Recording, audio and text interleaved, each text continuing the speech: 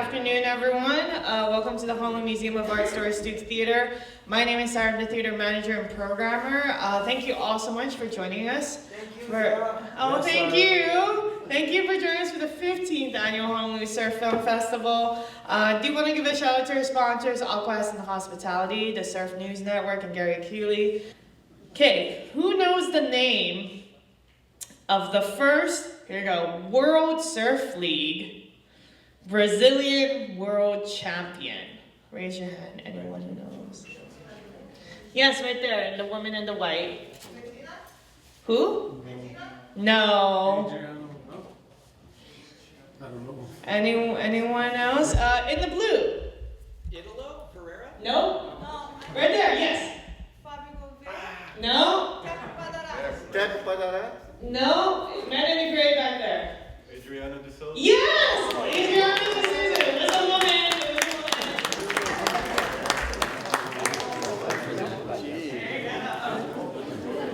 Yeah, I know that one was kind of tricky because I think a lot of people might have thought it might have been Gabriel Medina, but he was the ASP champion and not the WSL champion in 2014. Adriana de Souza won the WSL title in 2015.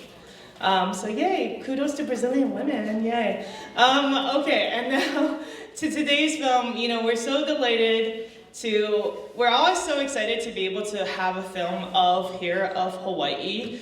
And you know, this film came to us and we were really excited to have it. And it's such a story, inspiring story of community, of bravery, of courage. And so, and we have today, the subject of today's film here with us, as well as its director.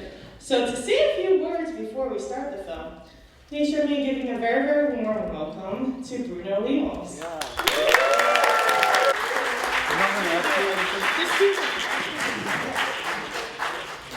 All right, aloha everybody. Sarah, she wanted to do a Q&A after the film, and I was like, hey Sarah, can we do it before the film so I don't have to come 2 times in front of everybody? And she's like, no. So here we are. First, I want to thank everyone to come here. I think time is one of the most precious assets that we have. So I just want to thank everyone for your time to be here. I want to thank my friend Yuri, came all the way from Maui, man. Thank you, Yuri.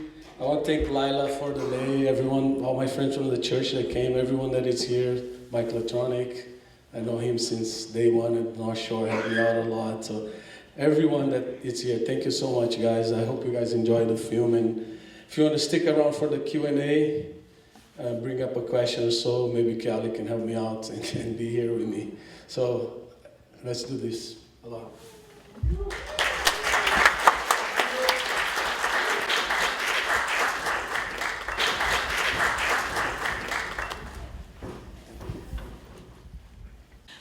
And so now let's move on to the Q&A of the city. Please join me in giving a warm welcome to cast and the filmmakers Bruno and Keale Lemos. You know, here at the Honolulu Surf Film Festival, we're always so delighted to have local film be represented. And it was interesting for me, though, because I didn't hear about this film, except from I found out about this film from the Lisbon Film Festival. So I just want to ask, like, where has this film been so far, and what's kind of those reactions been? Yeah, actually, it's been pretty much all over the world. Yeah. And this was actually very surprising for me because when I finished the film, I was like, dude, I think I'm not showing this film to anybody. Because I was really like ashamed, you know, I don't like to be, be on the spotlight, thank you. Yeah. So the first screening I did was at my house. Mm-hmm. I invite the people from our church, they're all there, the pastors and everybody. I was like, hey guys, I want you guys to watch this film. Mm-hmm. And they don't surf. I mean, they surf, but they're not surfers, you know? Mm-hmm. And they're like tripping on the movie. They're like, oh man, this is unreal. So it was a really good reaction because I noticed on this film, there's a dialogue with people there that doesn't surf, you know. You don't need to be a surfer to kind of like the story and like the film, and it's not like, at least I don't think it's super boring, you know, like you watch a 1 hour, 15-minute movie, a surf movie, you know, it can get boring, you know. So that was the first reaction we had from guys from church, and then I started submitting to festivals, and next thing I know, I got selected here, I got selected to New York, I got selected to Portugal. Amazing. To everyone.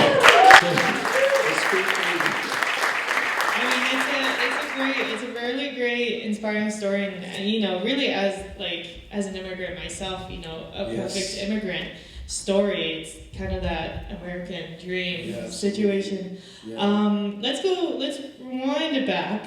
What was the impetus for this?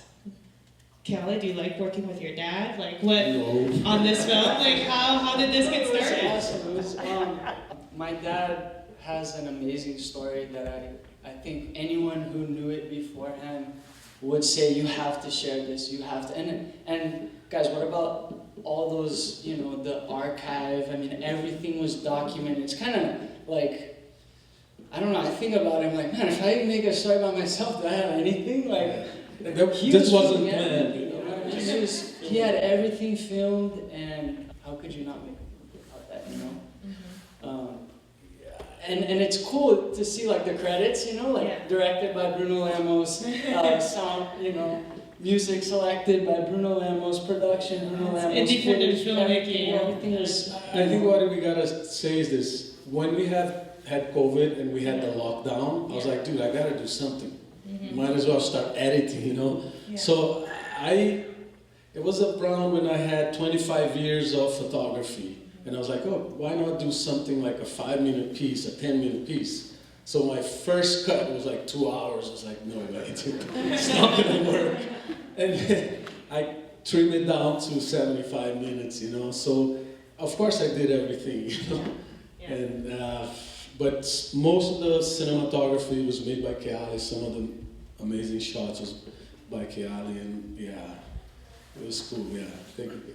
In the film, I think one of the important aspects of this film is really about community. You really showcase the Brazilian community and the community of all your neighbors there in the North Shore. So when you were working on this project, what was it like kind of gathering everyone together? Maybe, you know, the camera shy people, maybe the not so camera shy people? What was Like during filming? Or Yeah, during filming. Yeah. You know, my dad did most of that stuff, but I don't know, I think everyone likes telling stories, you know?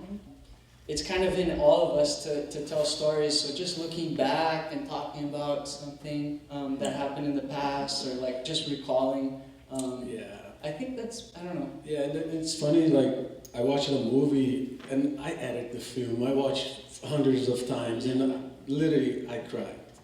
Just looking at our neighbor, Larry, you know, he's not here with us anymore. And then Derek Ho, he's not here with us anymore. Our another neighbor, he's riding a bike, Terry. And then Marcel.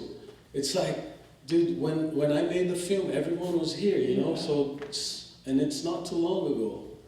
So I think that's the beauty of photography and images, you know, because you capture a moment in life that will never go back, you know. Okay, so I'll take this opportunity to open it up to any questions from the audience. How do you access your Hi8 library now? Do you still have a camera? Or? You know, I was thinking about this week, and I've been using ChatGPT a lot. And I was gonna actually ask ChatGPT, but for this film, what I was doing, I had a Hi8 camera and I had a mini DV camera. I plug in the Hi8 to the mini DV, just the video part, no audio, and I was dubbing tapes from Hi8 to video to mini DV, and then exporting from mini DV to Final Cut, because Hi8 doesn't have the digital information, so Final Cut doesn't pick up any information. Yeah, anyone else with any questions? Yes, right there. What was the scariest moment you had both of you guys had in Pipeline? Days that I was like, dude, this thing, Pipeline is a beast, was the first day when we lost John Mozel. I was literally photographing next to him, and dude, the guy was gone. Everyone freaked out in the water, couldn't find his body. Were you there, Mike? And then they found him at Pupukea 20 minutes later. That was heavy. And then the other day was when Malik Joye passed away. Everyone got out of the water. No one wanted to surf. And then actually lately with João, same thing. I just got on my knees, start crying, and pray. That place is marked. I don't know. That's why I didn't want Keale to be a photographer. Pipe is gnarly. When you start going down those like close calls at pipe, just maybe like the first time I actually felt pipeline, like just going under a wave and getting smoked, and it was like, whoa. Like I've been surfing my whole life. I've taken bad wipeouts, but pipeline is like, it's like a violent car accident.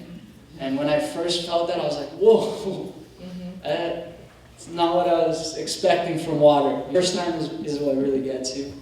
You were talking about like, yeah, it makes me wear a helmet and a vest and everything. That's the really least you can do. Like I used to work construction. They force you to walk into the job site with a helmet. I got goggles, steel toe, and it's not as dangerous. I wasn't that against it. I thought, there would have to be like a thinner flotation vest, because it's one thing being in the channel and, having flotation and then you're not kicking as much, so it helps you, but when you're going under waves, when you're shooting, you don't have too much flotation, you want to have just enough. Yes, you see the surfers, and they're risking their lives, but what about the person capturing the image? So it's a different lens that you're watching surfing. So I was curious to see, maybe addressing a question to the audience, what you guys thought about it. Was it boring? Like I said, it's a good storytelling. I think people that doesn't surf would relate to the story, So really appreciate everyone's time to be here. I want to do a shout out to my wife, Claudia. She put up with so much. Because, imagine you have a baby, a kid, and your husband's like, hey, I'm going to Mavericks, hey, I'm going to Fiji, hey, I'm out of here again. Oh, I'm going to Jaws, but then after Jaws, I'm going to Mavericks. And by the way, remember the money we had for rent? It's the life of an artist. Yeah, thank you, Claudia. Well, I think that's a great place to stop. On behalf of the museum and the festival, thank you both so much for being here and for making this film. And thank you everyone for coming out. Please remember to vote if you enjoyed this film. Put a vote in for it, and we'll see you next time. Have a good day. Thank you guys.